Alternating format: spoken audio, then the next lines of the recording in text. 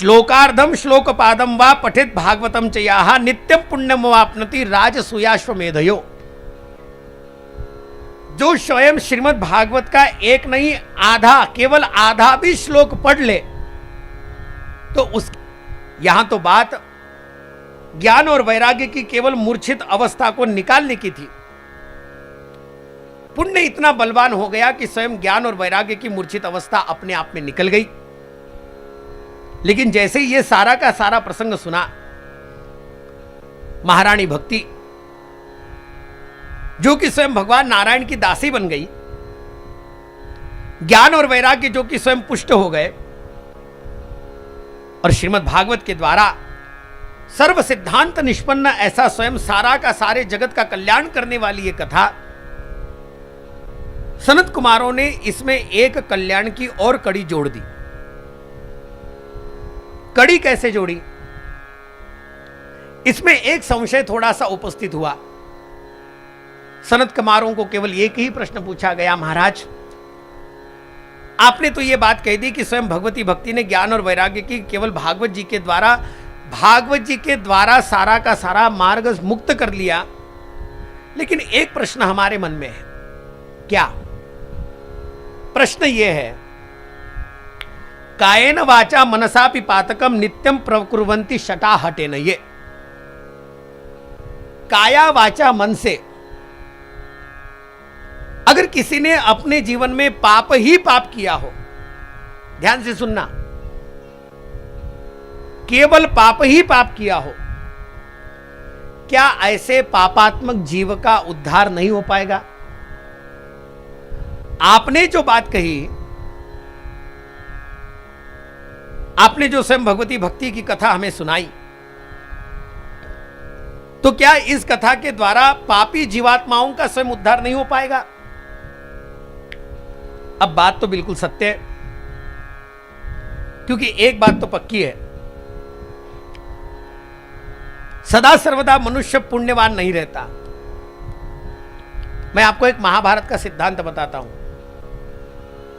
कोई भी मनुष्य पूर्ण पुण्यवान नहीं है और कोई भी मनुष्य पूर्ण पापीवान नहीं है। यानी केवल पाप ही करेगा ऐसा नहीं है, और केवल पुण्य ही करता जाएगा ऐसा भी नहीं है।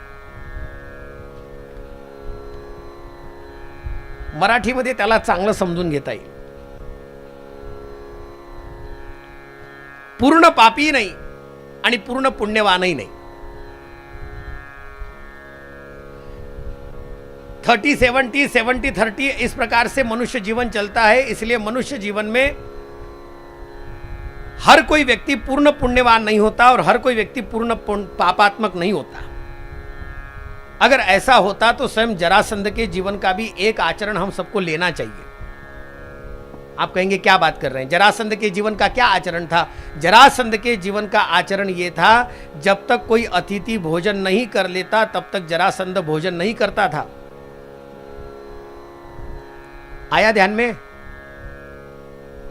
जरासंध अपने जीवन में एक नियम को रख करके स्वयं अपना जीवन जीता था। जब तक कोई अतिथि भोजन नहीं कर ले तब तक जरासंध भोजन नहीं करता। रावण का नियम अगर मैंने आपको बताया तो आप लोग मानेंगे नहीं मेरी बात को। रावण भी अपने जीवन में जब तक कोई आतिथ्य अतिथि और जब तक पूरे के पूरे वेद, जब तक के पूरे वेदों के मंत्र बोल करके भगवान महादेव की आराधना पूर्ण नहीं कर लेता था, तब तक अपने जीवन क्रम को आगे नहीं बढ़ाता था। ये राक्षसों का जीवन है, ध्यान में रखना। राक्षस भी अपने जीवन में कोई ना कोई नियम लेकर के चलते थे।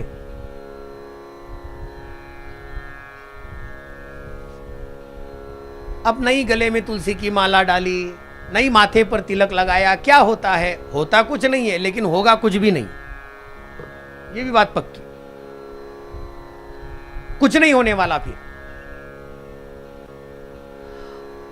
एवढं केल्याने एवढं मिळतंच का? नाही केलं एवढं, थोडंसं केलं तर मग थोडंसं मिळतं।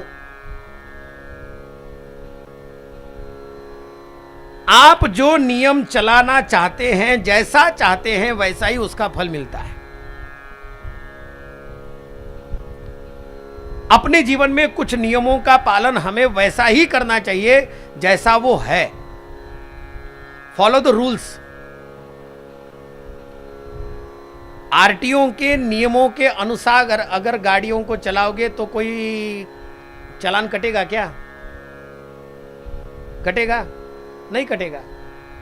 लेकिन आरटीओ के रूल के खिलाफ जाओगे तो कितने चालान आएंगे? आजकल वो चालान लगाने वाले भी आपके पास में नहीं आते, सीधा चालान घर पर आता है। ये व्यवस्था जैसे आज हमने बनाई है, हमारे शास्त्रों ने और हमारे धर्म शास्त्रों ने इसकी व्यवस्था पहले से ही बना के रख दी। नई एकादशी केली, काय बिघडतं? बिघडत काहीच नाही, पण जेवढं काही बिघडेल तेवढं सुधारणारही नाही, एवढं पक्का है।